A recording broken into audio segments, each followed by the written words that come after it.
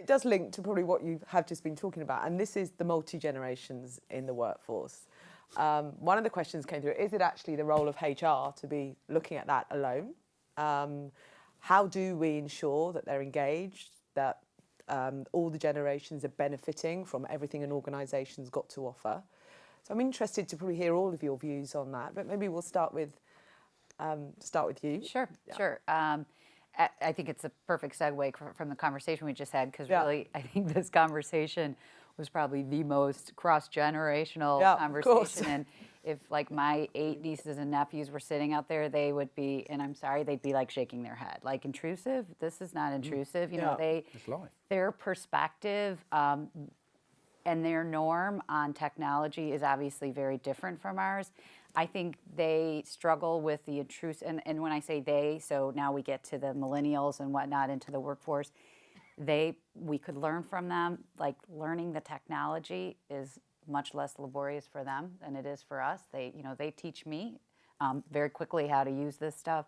And I think, though, they struggle with the intrusive question maybe in a different way than we do, but I think their answer to it is a little bit different. I mean, I was just, on a personal note, I was just talking to my niece yesterday, and she was saying about something else, so we were talking about one of the social media sites, and she's like, you can't spend your time on there talking to, about this kind of stuff. And she was going on and on telling me, and I could tell she was really grappling with her sort of role with social media. So to answer your question, I do think it's an HR role, but it's a leadership role to comprehend and the different generations, and then how technology is going to be impacted. I had a great conversation with one of our sales guys earlier, and he was sharing with me some companies now are creating kind of these like sub groups, that are respecting the different generations, and we're learning from some of the millennials about some of the technology and tools and how we can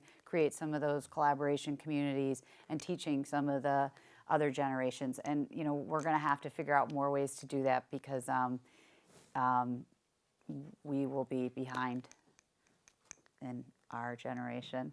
Getting old, I want to. So that's my thoughts. Thanks, Bridget. Jaime, how about you from the technology standpoint across all the generations? What have you seen?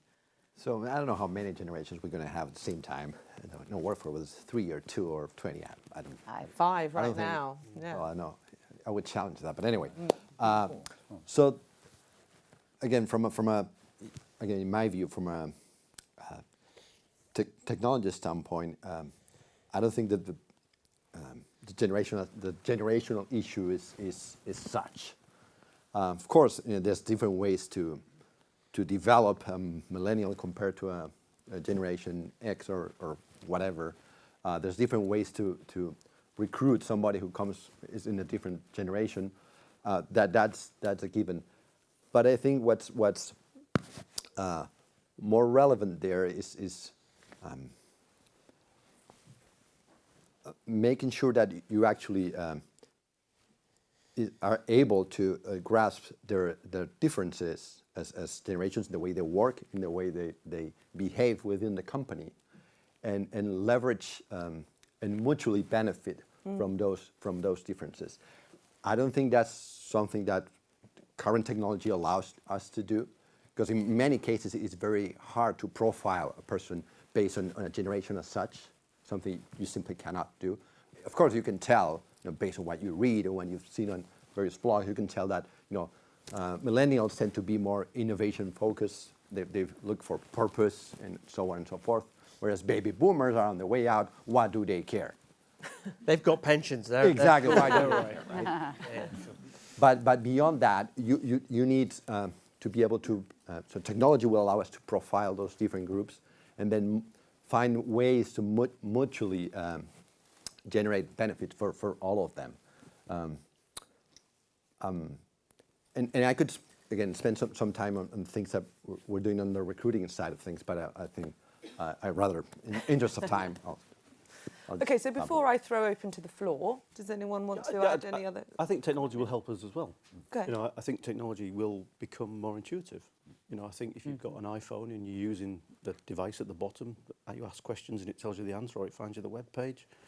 I think increasingly the keyboard will be redundant. I think, you know, it's not that far away that you'll be able to talk to your screen, or you'll talk to your phone and it'll turn it into text and it'll send it as an email. So that will make life a lot easier for those people who don't type very well like me. I think tools around translation will become even more powerful. You know, I think we will see the ability to speak in one language, text in a different language, and get the answer back in your language. And I think those type of tools will really aid us, whatever generation we're in. And another thing I think that's really important is there is a perception that the older you get, the less interested in technology people are. I don't find that. No, that's right. I think most of the time, if you give people the tools and you give them the training and the development to use those tools, they can be just as powerful users of those applications or those devices. So it's beholding on us to make sure we don't just give them an iPad and say, here you go. Yeah. You've got to train them. And I mean, the older generation are the ones who had to adapt. Yeah. Because nobody trained you how to send an email. It was there. I mean, I was working for a search company at the time, and we'd pitch for business. And this was about 97, I think. And they said that we'd like to give it to you. There's just two things. You don't seem to have a website, and we can't contact you by email. So this was a Thursday. You can start this assignment on Monday, providing you can show us at 9 o'clock Monday morning. You've got a website, and you can email us. Well, you know what? Once it hits you in the pocket, you adapt. By 9 o'clock Monday morning, we had a website and email account.